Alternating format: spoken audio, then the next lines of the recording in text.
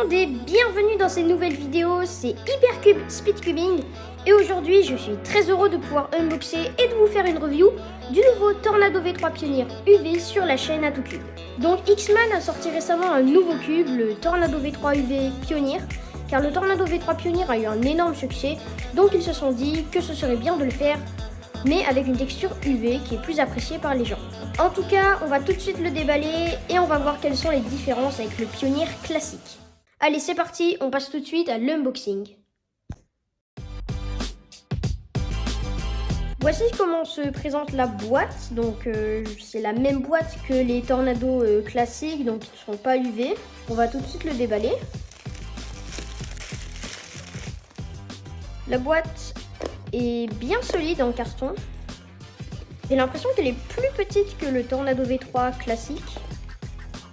Voici comment se présente l'intérieur. Donc on a, comme dans les X-Man, donc on a notre petite boîte d'accessoires.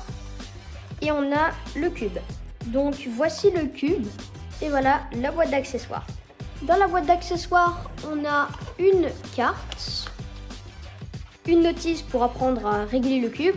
Une espèce de petite chiffonnette. L'outil pour régler le cube. Et enfin le petit sac qui fait très plaisir. C'est tout pour la boîte. Voici le cube. Donc on a la boîte des X-Man classiques. On va tout de suite l'ouvrir. On voit tout de suite la texture UV du cube. Donc justement c'est ça la différence avec les Tornado V3 classiques. Niveau taille, on sent que c'est un cube normal. Donc il fait 56 mm. Et niveau poids, je le trouve plus léger. Il pèse seulement 72 grammes, c'est-à-dire le même poids que le GAN 14 Maglev, ce qui est vraiment léger pour un cube de kiwi. En tout cas, je vais tout de suite comparer l'extérieur avec le Tornado V3 original. Donc voici le Tornado V3 original Pioneer qui n'est pas UV. Donc on n'a aucune différence de taille. On va tout de suite le tester.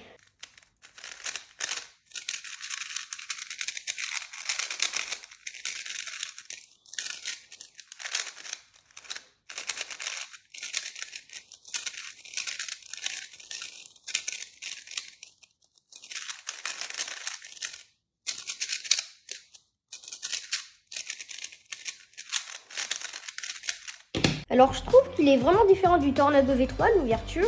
On sent qu'il est vraiment beaucoup plus sec, ce qui est vraiment bizarre de la part de Key, puisque d'habitude leurs cubes sont vraiment bien lubrifiés quand on les ouvre. D'habitude ils ont un feeling plutôt doux, mais pour celui-ci il est vraiment très sec.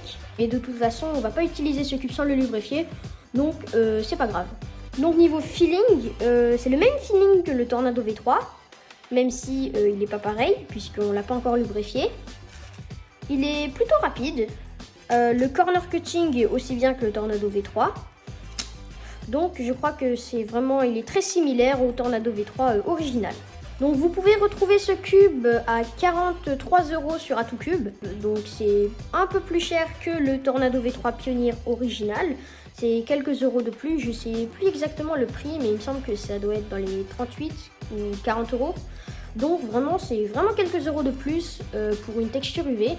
Donc je trouve que c'est vraiment pas cher comparé à la texture UV de chez Moyu, qui coûte aux alentours de 15 €, ce qui est vraiment cher pour ce que c'est.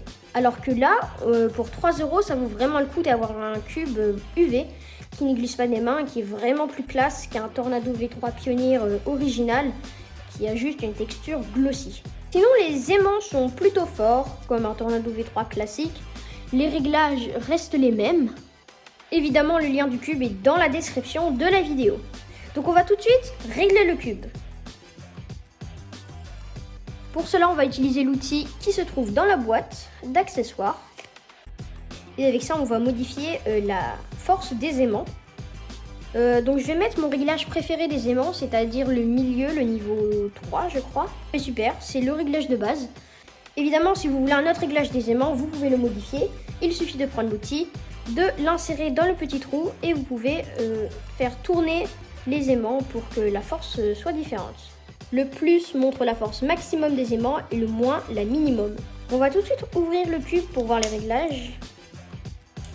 Donc c'est les mêmes que le V3. Je crois que les réglages sont encore une fois déjà à mes réglages préférés. Donc moi je vais pas modifier les réglages, mais pour ceux qui ne savent pas comment modifier les réglages, il suffit de lever l'espèce de petite languette ici en plastique comme ceci. C'est très délicat, donc faites attention parce que ça peut se casser très facilement, même si c'est plutôt pratique de pouvoir le faire sans outil. Et après, il suffit de la tourner pour changer vos réglages. Maintenant, on va passer au setup. On va tout de suite luber le cube pour voir vraiment les vrais aspects du cube. Donc, on va tout de suite le lubrifier. Pour cela, j'ai ici ma petite boîte de lube. Donc, je vais utiliser mes lubes préférés. Donc, je vais utiliser du Celeritas avec un peu de Mystique et un peu de Silk. C'est mon setup préféré. On prend une arête et je vais mettre le Celeritas A qui est le plus lent, même s'il est plutôt rapide. Bon, moi, comme le cube était très sec, on n'a même pas eu besoin de le nettoyer et ça, c'est vraiment pratique. On voit qu'il est plus rapide. C'est vraiment bien. Maintenant, on va ajouter le Celeritas B qui est plus rapide au milieu. Ça coule, ça coule. Ça coule beaucoup. Bon, on va en profiter pour utiliser la chiffonnette. Wow! C'est parfait.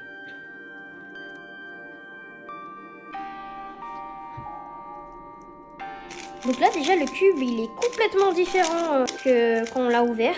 Il est différent quand même du V3. Juste au niveau du bruit, écoutez la différence. Le V3 original et le nouveau V3. J'ai l'impression qu'il est plus silencieux.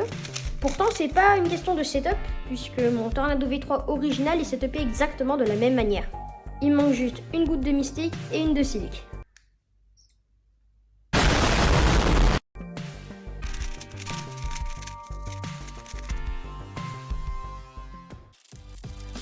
Donc maintenant que le cube est bien rodé, on va en profiter pour faire des petites démos. Donc je vais faire quelques solves avec mon timer et mon tapis.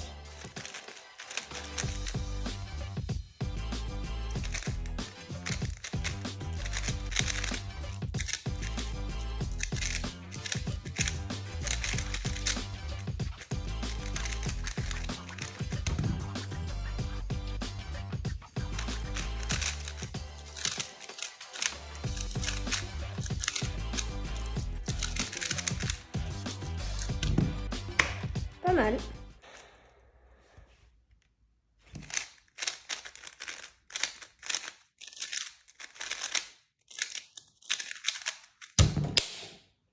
Oh yes! C'est un très bon temps, j'ai fait un 6,95. Aucun lock-up, la solve était vraiment parfaite. Bon voilà, donc j'ai terminé de faire quelques solves avec ce cube. Donc bon, je suis particulièrement content de mon subset. Je crois que ce cube est vraiment cool. Premièrement, grâce à sa texture UV, c'était une très bonne idée de faire ce cube en UV, je crois. En plus, le cube est léger, c'est cool. Je crois qu'il est un peu plus léger que le V3 original. Donc maintenant, bilan final, quel cube acheter? Est-ce que je vous le recommande? Je crois que la question est vite répondue, puisque en voyant le prix UV, on connaît le prix du Pioneer original et on connaît maintenant du coup le prix du Pioneer UV. On voit que la différence, donc le prix de la texture UV est vraiment pas cher, donc 3 € à peu près, contrairement aux 15 € de Moyu pour une texture. Je trouve que c'est vraiment cher pour ce que c'est, donc je trouve que niveau qualité-prix c'est exceptionnel. Déjà que le Tornado V3 est un très bon cube niveau qualité-prix, je crois qu'avec cette texture UV. Donc si vous cherchez un bon cube, vous êtes intéressé par le Tornado V3 Pioneer, je vous propose fortement de plutôt payer quelques euros en plus pour avoir la texture UV. Après, si vous n'êtes pas un fan de la texture UV, restez sur le Pioneer original qui est très bien. Il a quand même une texture glossy, c'est-à-dire qu'elle brille un peu quand même. Ça dépend de vos préférences. Et donc, c'est tout ce que j'avais à dire sur ce cube. C'est la fin de cette vidéo. Merci de l'avoir regardée jusqu'à la fin. Et n'oubliez pas de vous abonner à la chaîne AtoCube pour revoir des vidéos comme celle-ci.